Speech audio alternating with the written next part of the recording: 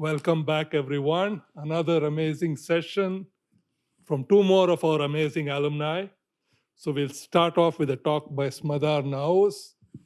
It's raining black holes, hallelujah, and I think she's going to sing for us. I will not sing and dance, at least not this time, maybe some other time. I mentioned this is something that Karim sent to me today. I will show my own drawing. You can decide which one is better. My bias is actually I like this better. I first want to really take this opportunity and thank the ITC because this had been, first of all, it's so wonderful to come back here. It feels like coming back home to a really welcoming and loving home. The ITC was amazing in terms of opportunities. I felt extremely supported, both scientifically and personally, like really deep personal support that allowed me to be where I am today. I also, after Blakesley mentioned the Facebook, I went to look at the Facebook page. It started at 2014. I left at 2014. But after a long while, I found the pictures with me in them, which is good. This is me. This is actually from an outreach program we did here. I went to Avi and I said, I want to run a program for neurodiverse high schoolers. Even before I finished my sentence, he said, sure, how can I help? Which was pretty amazing. So we ran this sponsored by the ITC, which was pretty cool. And I really like the fact that there are these opportunities to work on variety of topics and variety of things, which really resonate with all the topics that I work on. But for this talk, I'm going to focus on one thing, luckily for all of us. This is my drawing, by the way. You see the ChatGPT is much better. But the topic that I'm going to talk about is the gravitational wave merger of a supermassive black hole with a littler stellar mass black hole. And these type of events are some of the prime interest for LISA, which is the next generation space-based detector. And I'm going to show you that in the presence of another supermassive black hole companion, these events take place in much higher rate than thought of before. And there was a missing physics that I'm going to highlight. And the same physics also happens for stars. So not only it's raining black holes, where we have so many little black holes coming into the black hole, the big black hole, but also it's kind of raining stars. And we will see whether or not it's a good thing or a bad thing or what we can learn from it. So as I said, this is one of the prime interests for LISA, and it's called EMRIs, extreme mass ratio in spirals. I'll say a lot of EMRIs, EMRI here, EMRI there. I'll remind you what it is if you're not used to think of EMRIs.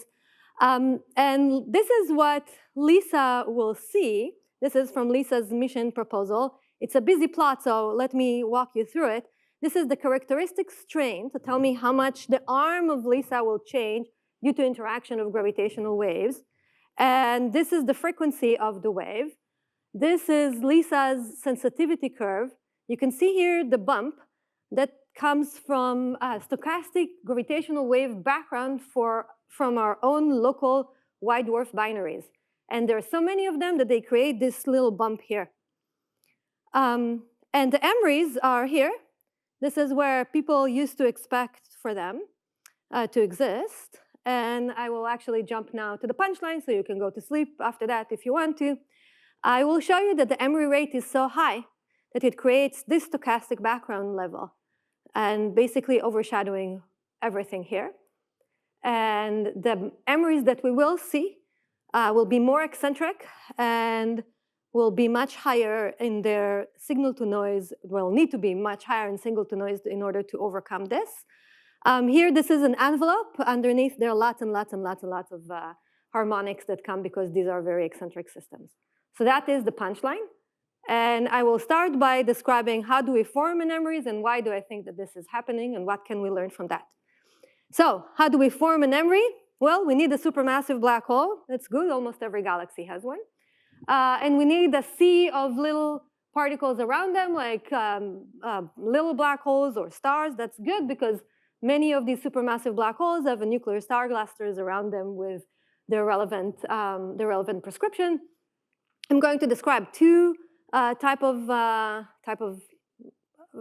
channels. So this will be the first one. Okay, passed well. That's good. So in this, the fact that we have a very dense nuclear star cluster around a supermassive black hole means that we have little gravitational interactions between members of the little black holes that surround the big black holes. If I'll focus on these things a little bit more, we model these, the velocity changes due to the interactions, we model these as 1D, one-dimensional random walk, meaning on average they cancel out, but the variance stays. So if, for example, we'll think about the angular momentum, the variance of the angular momentum after n interactions such as this, here it is, it will go as the square root of the number of interactions time the changes per interaction. What I'm describing here is a square root n statistics that connects between small scales and large scales. And I know that I'm already in violation of the rule of no equations. There'll be a little bit more. This equation is very important. No worry, there's no test, but it will come to play in the end. We care about changes of the order of the angular momentum. So imagine that I have a circular orbit for the little black hole.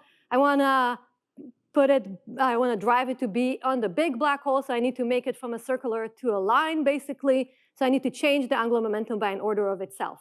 I can also model the number of interactions as some characteristic timescale called the relaxation timescale. All of this is two-body relaxation process. I know how to find an expression for this timescale based on my cluster itself. And this is just the period of the little black holes. So basically, I have this relationship between the changes per orbit over the angular momentum, and it goes as the inverse square root of the two-body relaxation. That basically determines how many MRIs I will have. So I know that there are some equations here. Let's visualize this. Maybe it will help. Here is my black hole with a cluster around it. This is a critical radius. We can think about it as Schwarzschild radius. I start with some example orbit for my little black hole. This is the velocity vector here. And after some two-body relaxation process, it's changed. Here is the velocity. Here I actually have a whole cone of velocities that will end to my doom where I reach the big black hole. This is basically a lost cone dynamics for those who are obsessed with lost cone dynamics. And the rate from here comes from the two-body relaxation timescale, and you get that it's about few tens per gigayear per galaxy. And I'm going to show a plot about this in a second. We can also convolute that with the mass function, and we get that we expect within LISA lifetime few to maybe 10. So if we integrate over the volume of the universe, this is how much we expect. And I will show a figure when it will be more relevant. But what I want to do now is I want to add another black hole. So maybe the first question that you have, well, why do we add another black hole? That's not fair. Well, it is kind of fair because we know that the nature of galaxy evolution, where we have mergers between galaxies, and every galaxy hosts a supermassive, almost every galaxy hosts a supermassive black hole in its center, means that binary supermassive black holes make a lot of sense. It's a natural consequence of this evolution. And in our mind, we have this type of a picture where we have smaller dwarf galaxies or more maybe globular clusters with IMDH even that are merging, minor mergers type of a thing. And we're going to look around the blue galaxy, so the little one. And there are many reasons that I can expand more if you want to know about that. So now here is my configuration of the supermassive black hole binary and a cluster. And then each individual each individual cluster can be treated as basically an orbit that is being torqued by another orbit. And of course, now I'm describing the three-body problem. Some will say I'm obsessive with the three-body problem. Some will be right. it is really cool problem. And in this case, I can treat the two orbits as two wires interacting with one another, and I'll spare you what I usually talk about in three-body when I talk about triples, but I will say that it can reach high eccentricities. Now, at this point, you will say, well, Smadar, why did you ignore the cluster? The reason we ignore the cluster is because plots like this is timescale versus the semi-major axis of the separation of these little particles from this black hole. And you can see a few things. First of all, this is the timescale to excite high eccentricities through the three-body problem, the eccentric Kozai-Lidov. And this is the general relativity precession. General relativity precession, this is Mercury precession, really suppresses the evolution, the eccentricity excitations from the three-body problem. So basically, to the left of it, I expect a suppression of eccentricity excitation. And that makes sense. Here is a Monte Carlo example. I'm plotting here as 1 minus eccentricity. This is eccentric, this is circular, as a function of the separation of these little things from this one. You can see many things here. First of all, the gray are my initial conditions. So I started with some Caspi cluster initially. Then I have the black dots. These are the final solutions after 1 gigayear of evolution. And then this one here is the gravitational wave progenitors or sources, where I passed some critical radius here. And you can see to the left of this side, nothing much happened. In fact, this entire solution is kind of meh, right? It's also not new. So it's not very exciting. It's okay-ish. I don't know, like 30%. But then my whole point is that it's completely unfair to forget about the cluster. The cluster should be there and should affect, because now here is the equation that I showed you before. The changes of the angular momentum goes like square root of the inverse relaxation timescale. So the fact that the relaxation timescale here is orders of magnitude above everything else is really misleading. And what I need to look at is the changes of the angular momentum. And if I look at the changes of the angular momentum, I inversed it here because I think it's easier for us to think of time in the numerator than in the denominator. You can see that they are much closer. And two-body relaxation is important. So after I include this, this is what I get. No more black points, right? And this is when I have gravitational waves or emission in my code as well. You can see there's no more black points here. Only the gray point are the initial conditions. Everything becomes gravitational wave sources or these new points that are called pink. And I forgot the name of the color for a second. The reason that these are getting their own color is because these type of equations that I'm solving coming from expanding the Hamiltonian in separations. And there is only a certain level of willingness for me to accept when these equations are valid. This is called the hierarchical limit that I'm using. And these points are beyond the hierarchical limit where I feel comfortable using my equations. However, other works using more extensive numerical experiments, but not including everything else that I'm describing here, did find that these points will become even more eccentric. So potentially they can also be emeries if we want them to, and that will actually determine my uncertainties. So 50%, so this is about 50-50, so either 50% are emeries or 100% are emeries. That is one of the things that determines my uncertainties. Uncertainties in rate. Here is the rate. This is the rate that I can deduce from these type of experiments per gigayear, per the mass of this little one here, or big one, supermassive black hole here. This is the uncertainty that I talked about. And this is what happened when you compare it to the two-body relaxation. So this is around a single supermassive black hole. You can see two things from this. One is that it's orders of magnitude difference by a lot. And the second is that the trend is different. Right? This all comes basically because the eccentric Kozai-Lidov is way more important if you have higher masses here. But I can do more than that. I can convolute this with the mass function with the mass function of the supermassive black hole masses. So this is the rate around the little supermassive black hole, and this is the mass function here. I'm also going to show you something that was already integrated over the volume, and this is after it's integrated over the volume. So this is how many events will come to LISA per year, and this is as a function of redshift. See this? It's thousands from a redshift. This is just ridiculously high. I don't know about you, but when I saw it, and I told this story, I think, to some of you before. I was walking in my, I did this calculation, and then I had to go to a meeting, so I was walking in my hallway, and I was like, 1,000? What would Lisa do with so many? And then someone looked at me and said, are you talking with me? I said, no, I'm talking with Lisa. So I'm not sure what reputation I have at UCLA, but okay. And here, this is what happened if I repeat the calculation, but only for the single, around a single supermassive black hole. So then, indeed, what will LISA do, right? What will it do to LISA? So here it is. This is after a year. This is the characteristic strain as a function of frequency. This is LISA's sensitivity curve. I only put here 1,000. I didn't want to overwhelm. This is, as someone told me, there are way too many lines here. Each line hides way more lines, which are the harmonics.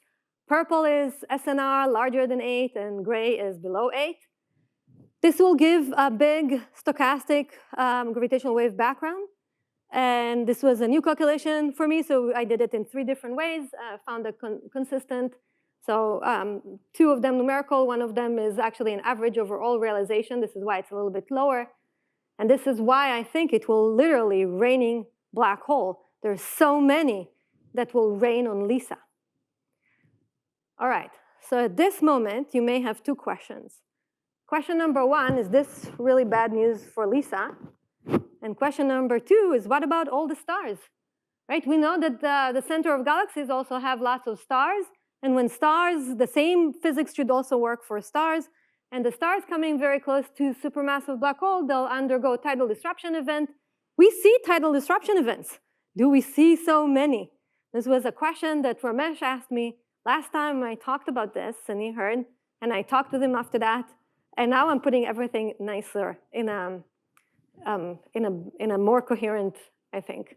So this was the job that 2 members of my group worked on. Denise Melchur is a grad student, and Berna Mockler was a postdoc presidential fellow at UCLA working with us, and now she's a Carnegie fellow. And basically, they looked at this picture and replaced the black holes with stars. They did a way more extensive work where they also included different type of parameters and the physics, making sure that the physics does what we think it does. And I'll just jump to the conclusion of what Denise found. So here we're showing the tidal disruption event rate as a function of time. The different colors here are for different parameters that Denise tried. The different Qs are for different mass ratios between the supermassive black hole binary. And you can see that they're roughly consistent. And this line here, and this line here, this is the observed tidal disruption event averaged over everything, right? And you can see that we get way higher than that. But this line here, this one is the observed tidal disruption event in post-starburst E+A galaxies. It's higher, and it's consistent with what we find. And since everything that I just described just includes physics, we concluded that this may suggest that the E+A galaxies hold supermassive black hole binaries just as we imagine them. So that's very exciting, because that means that I did not kill the stars, and it's raining stars, but only in specific things. So then how do I fold it back to MREs? And the way that I fold it back to MREs, and yeah, this is consistent with nanograv results that say that supermassive black hole binaries take place within a gigayear. So E+A galaxies, it's 10 to the 8 years, so we still have time for them to linger there and do something interesting. This is how I connect this back to MREs. Let's remind ourselves this type of a plot. And I want to talk about the noise level right? I've put all kind of lines there. As a function of uncertainties, there are two major assumptions in everything that I described to you: supermassive black hole binaries and a steady state assumption, right? And there are also unknowns, other unknowns that we can think of based on the cluster distribution and whatnot. And I can fold it all into one uncertainty parameter. And I can model the level of noise level with this uncertainty. So I'll just put some numbers here. And I can think about this side of the fraction of little supermassive black holes with big friends, right? So basically how often that happens in the universe. Of course, it can be larger than 1 because this mass function comes for abundance matching. I was very conservative, so I stopped at 10 to the 6, but we can have IMBHs all the way to 10 to the 4. If I can have all kind of globular clusters falling in with hiding. We just heard from Carl about the formation of IMBHs in globular clusters. So this is something that can help, that can happen. So overall, this seems that it may be even higher than 1. And then this is how I model the Emery noise level, right? This point here is this plot that I showed you before. And I can be lower or higher, giving everything that we don't know about supermassive black hole binaries. So now let me use what I've learned from Denise's work. So Denise taught us that maybe post-starburst galaxies host supermassive black hole binaries. This is the fraction of E plus A galaxies in the universe. So this is about 1%. This is about 5-ish, 7%. This is redshift 2. If you remember, I had a plateau. So I cannot distinguish between redshift 1.5 or 1 and redshift 2. So that means that maybe if indeed everything just happens in post-starburst galaxies, this is not that bad of a news for LISA, because the noise level will be here. Still not amazing, but significant. And I can learn something about supermassive black hole binaries by looking at the threshold of the stochastic noise level from LISA. That's pretty blow our mind. I mean, I was pretty excited about that, and I can do the same game from the number of Emrys that I will observe. So that was the plot that was originated actually from a discussion with Ramesh. And I want to say also that these type of systems are very eccentric.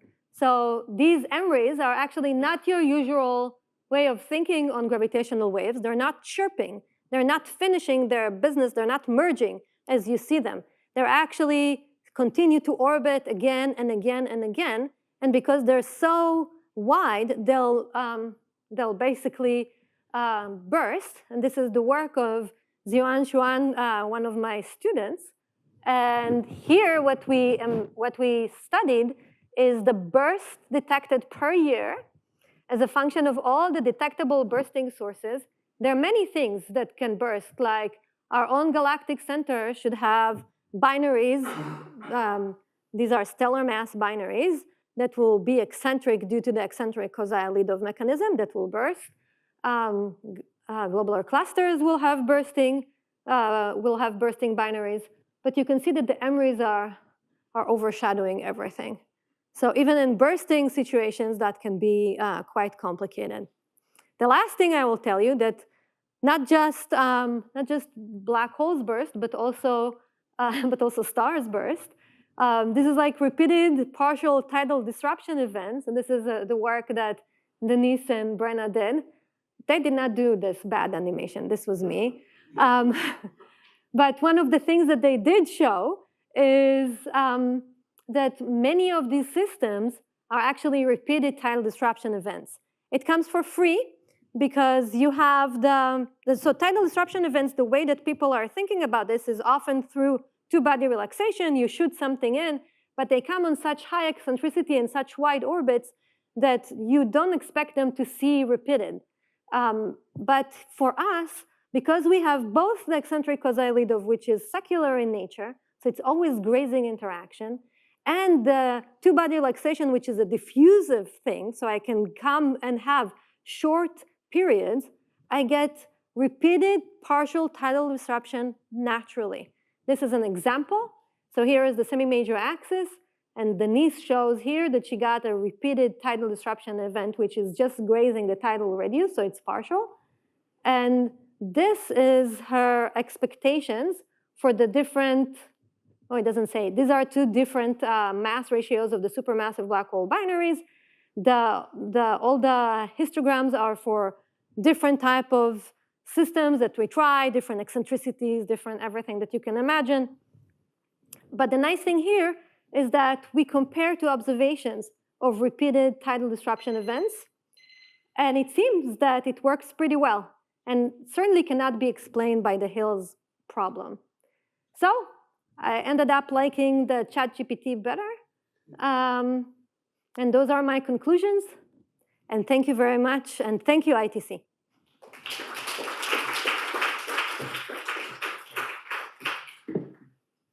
Thank you, Smadar. I will ask the first question, and then we'll go to Avi. So this connection to tidal disruption, E plus A galaxies, that's fascinating. As you know, people have been wondering how to find close supermassive black hole binaries. I mean, they should be there. Yeah. Because that's how you make your nanograv or Lisa source or whatever. So if you can now say from this scenario that pretty much you just look at the E plus A galaxies or look at any tidal disruption galaxy, they're going to be dominated by these nearby three-body interactions. Is that then going to be the most effective way to find and study double black hole binaries? How close are they? Can they be resolved? These are all, interesting questions now for an observational search for these things. So it's an excellent question.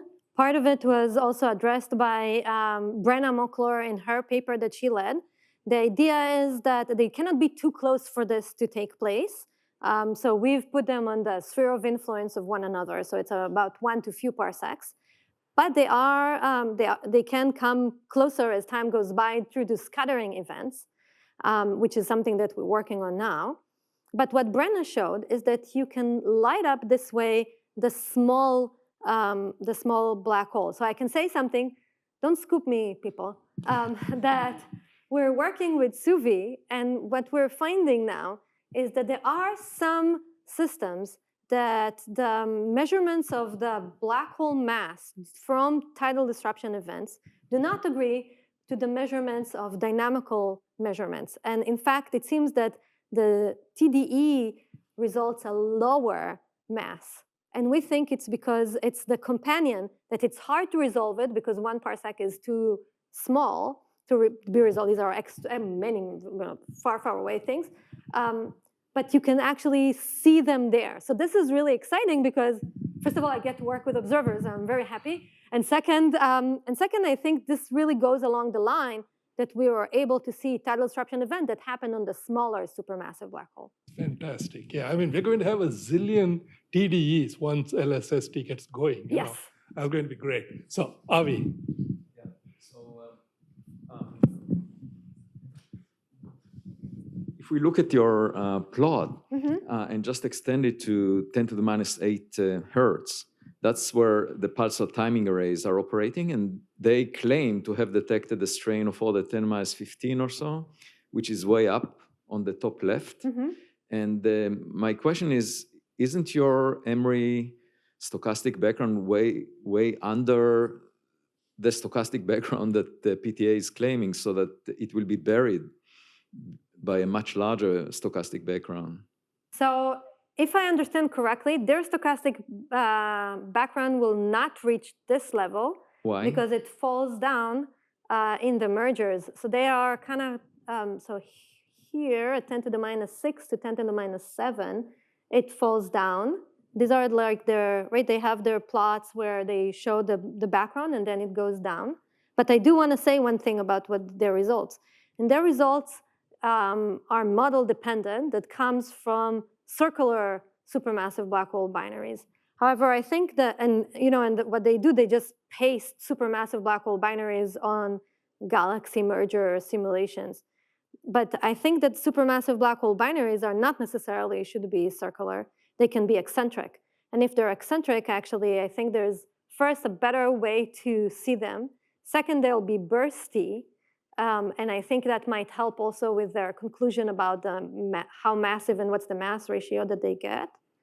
I mean, I was thinking just about the Milky Way black hole is 10 to the 6 solar masses, and the Schwarzschild radius is 10 to the 12 centimeters. So that's hundreds of seconds light crossing time. So if you have tight mergers that are Milky Way type, it will be in your band, but I don't know if. But I don't think it will be a right. It will be a detection here. Okay. Right. Okay. So I can go back to that plot and show you from Lisa mission proposal.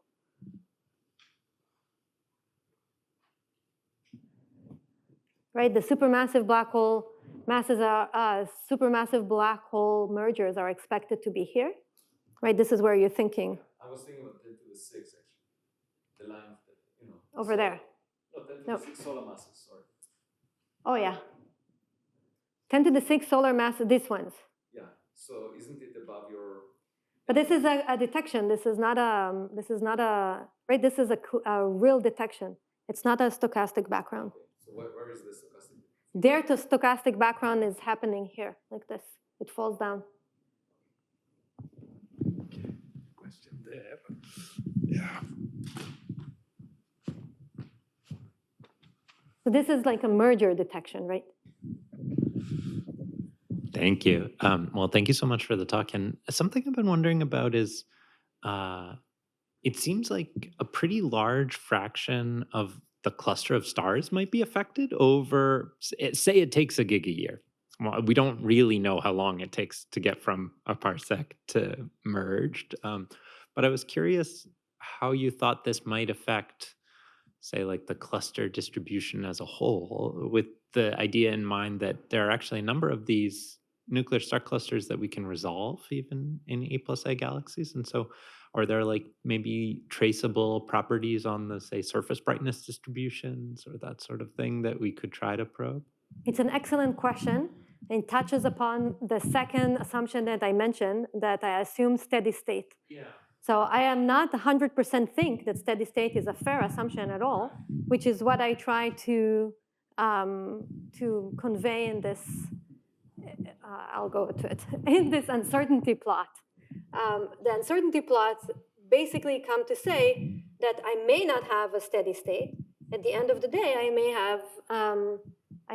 may have one burst, right? And that also fits with E+A galaxies because I have it in one burst. And then I emptied all the clusters, stars and little black holes, right? So maybe things will not be that bad, and it will result only in something like this. Now, the effect on the cluster itself, because this two-body relaxation still plays a role, it will dominate, and it can cause a Caspier for the black holes, and exactly what it will do for the stars, and if indeed it will do a Caspier for the black hole, is something that I work with another student. So stay tuned, and I'll tell you. That's great, because yeah, I think that would be really testable, and maybe you can like put it in the same diagram. Yeah. Great. Okay, so we need to move on. Thank you, Smadar.